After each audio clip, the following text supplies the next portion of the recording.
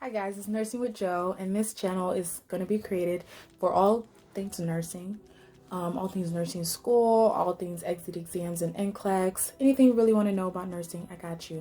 So today's video was recommended by a friend. Her name is Joanna. She's on YouTube. I'm going to link her channel in the comments. And the video is basically going to address some study tips that I have for you when it comes to surviving nursing school. It can be hard, right? It's a transition from college to a degree program that's very different and very unique, and it has a lot of its own challenges. So what are some ways that you can be successful in nursing school?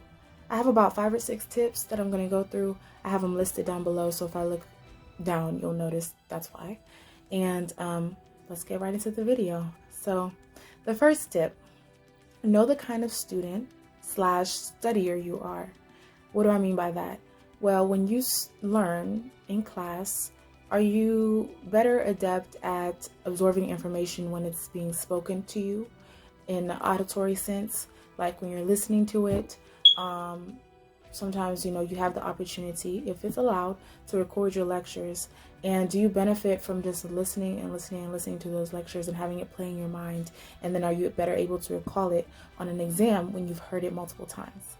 Or are you a visual learner where you like watch a video, or you are in class watching your teacher gesture and you remember that information that way, or you see a picture in the textbook and you remember it that way? Or are you tactile where you just flip through the pages of the textbook and you're reading the textbook, kind of is visual, and you remember the information that way? Or you have to be doing something actively to connect that information, into your brain and into your memory. So just kind of be aware and figure out, if you haven't already, the kind of learner that you are. Once you figure that out, you also want to take into consideration the kind of studier you are. For example, some people thrive on anxiety. What do I mean by that? Well, it's like 5 days to the exam and you haven't really taken a deep look into the content, and that's when you start like study like for 8 hours on end up until that exam, and you're successful. While others, they'll know that the test is in 2 weeks and they start studying immediately, once they get that date. So, and they're successful. So just kind of know the kind of student that you are. For me, I think I benefited most when I studied in advance. But the key with it is you have to be repetitive with the information, and we'll dive deep into that in a later tip. But yes, know the kind of studier that you are, not stutter, studier that you are, or student that you are when it comes to studying. And that will help you to figure out a study plan, which is the next tip. Have a plan. If you just have this goal to do really well on the exam and you don't have a plan on how you're going to execute that, it's going to be really hard to achieve that goal. So create a plan. How am I going to study? How many hours a day? How many days of the week am I going to study? Who am I going to study with? Where am I going to study? Have a plan, even to the tiniest detail, because it'll really help you be successful.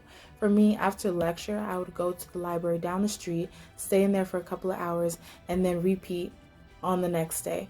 And I would do that for a couple days up until the exam. And that's how I studied. So know, the best study environment for you. If it's the library, if it's at a desk, if it's at home, everyone studies differently. So just kind of know and create and put that into consideration when you're creating your study plan. How, when, where, all of those questions need to be addressed. For me, I liked putting it in my calendar, so I would say that this is what I'm going to study. It would give me a little notification. I would know that it's time to study. But when you're studying too, don't overwhelm yourself. Take much needed breaks. Like I would take a break every so often. I would schedule a break when I just know my brain is getting tired and I'm not absorbing this information. Take a quick little break, watch some YouTube videos here or there, listen to some music, and then I'd proceed with the studying. I don't really like studying for hours and hours on end because it makes it hard to absorb the information. After a while, I kind of zone out. So just know the kind of studier you are again. That will help you in creating your plan and making sure that you're not overwhelming yourself as well with, studying too much that you just don't absorb the content. So after you create your plan, you need to do a schedule, like I said, and stick to it. And then some other helpful tips that aren't necessarily necessary, but they can be helpful, are joining a study group. You know, you can get a couple of your classmates together and y'all can probably sit and review information that was discussed in the lecture after class or closer to an exam. I used to do it whenever like I reviewed on my own and studied the information, and like maybe 2 or 3 days before an exam, I would get together with some of my classmates and review the information so that we could, you know, bounce questions off of each other if we had any in terms of the content, and just like sharing with someone else kind of solidifies what you know and what you need to brush up on. So if, you know, I was talking with one of my classmates and I like, you know, hit some bumps in the road when I was explaining, I would say, oh no, I need to go back and dig deeper into this topic. So that's why study groups were really beneficial for me. Another thing too that was super helpful, which is the next tip, is going to tutoring. I don't know if all campuses offer that, but my campus did. They had a tutor that was like a professor, and they would meet like once a week for that specific class. Say it was patho, and we would just go, and it was like an hour or so discussion of what we were learning that week in that lecture. So they would kind of help recap again the information and address any questions that you may have had on an individual level. And also, when it comes to tutoring, you can possibly find someone out there. I'm sure there's tons of tutors on campuses. We had people who would come in and kind of do exam reviews with us who were upperclassmen, and they were really, really helpful as well.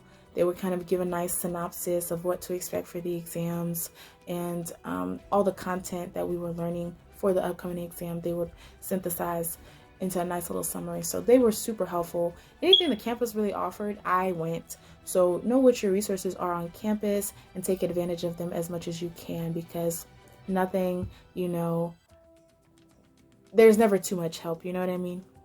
The only thing though that can be overwhelming is having a lot of resources, in my opinion. When you're like, I'm doing YouTube videos, I'm doing textbook, I'm doing this, I'm doing that, it can be overwhelming for some. I'm doing Quizlet, but just know what you benefit from the most. You know, you may just be textbook and that's it, and that's all I'm gonna do, and you know, that's perfectly fine. So just kind of, again, know the kind of studier you are. Sometimes this is trial and error. Honestly, it took me a while to get into the groove of what made me successful, but figure out, you know, what makes you successful. But these are just some tips that, you know, may help you as well. So tutoring was super helpful for me.